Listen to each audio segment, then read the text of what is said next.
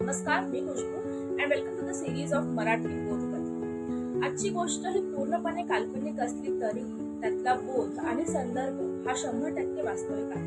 तर एक सोनार होता. त्याच्या बाजूलाच एका लोहाराचे दुकानही होते. सोनार जेव्हा त्याच्या दुकानामध्ये काम करायचा तेव्हा खूप हळूहळू आवाज येईल, पण जेव्हा लोहाराच्या दुकानामध्ये काम चालू असायचे तेव्हा लोखंड असल्याने त्या दुकानात खूप मोठा आवाज येईल. कधी कधी तो आवाज खूप कर्णकर्कश असे.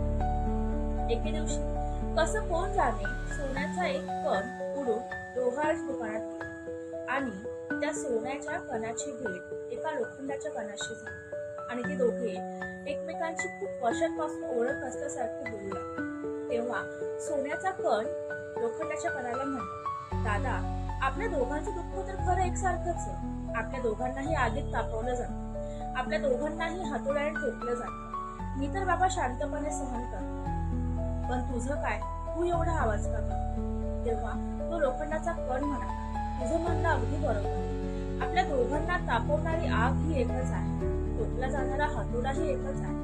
पण तो हातोडा तुझा जरी कोणी लागत नसला तरी मला ठोकणारा लोखंडाचा हातोडा हा नात्याने माझा भाऊच आहे. तर या गोष्टीचं तात्पर्य असं आहे की एक वेळ शत्रू परवडतो, पण आपल्या लोकांनी दिलेल्या त्रास आणि वेदना आम्ही सहसा विसरतो. त्यामुळे शक्यतो आपल्यामुळे कोणाला त्रास होणार नाही याची काळजी नक्कीच. गोष्ट आवडली असेल तर कमेंट आणि शेअर नक्की करा अँड फॉलो फॉर मोर.